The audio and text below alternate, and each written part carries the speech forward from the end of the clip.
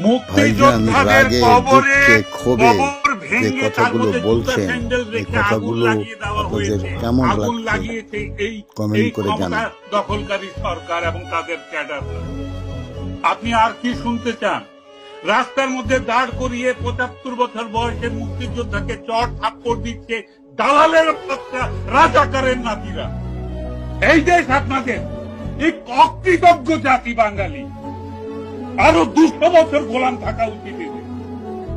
যান পাকিস্তানি প্রভুদেরকে ডেকে নিয়ে আসেন, গোলামি করেন আরেকবার, বুঝবেন স্বাধীনতা কাকে বলে, কারা স্বাধীনতার জন্য যুদ্ধ করেছিল। রাস্তায় ইট পাটকেল মেরে আর হিজবুত তাহরির বুলেট দিয়ে আমেরিকান চক্রান্তে ক্ষমতা দখল করা যায়, দেশ স্বাধীন করা যায় না।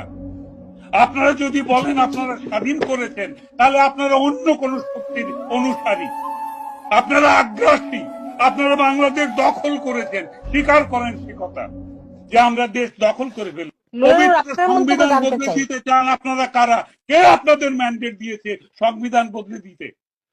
আজকে মুক্তিযোদ্ধারা চিৎকার করে হার্ট অ্যাটাক করে মারা যাবে, আপনারা হাসবেন, আপনারা হাসবেন, আপনারা অট্টহাসি হাসবেন নাড়ালে। আপনারা চিকেন রান চিবাতে চিবাতে আপনারা রাত্রেবেলা মদের গ্লাস খালি করবেন। চরিত্র দেখাতে আসবেন না চরিত্রহীন রাজনৈতিক দলেরা। কারো চরিত্র ঠিক নয় রাজনৈতিক দলের। আপনারা সবাই পরিশুদ্ধ হন।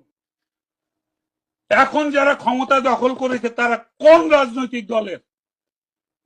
তাদের ইতিহাস নাই, তাদের গুম খুনের ইতিহাস নাই। আমাদের বুদ্ধিজীবীদের, আমাদের অভিভাবকদের ঘর থেকে তুলে নিয়ে গিয়ে 14ই ডিসেম্বর এক রাত্রে শত শত বুদ্ধিজীবীকে হত্যা করার ইতিহাস আমরা ভুলে গেছি। কারা করেছে আমরা জানি না।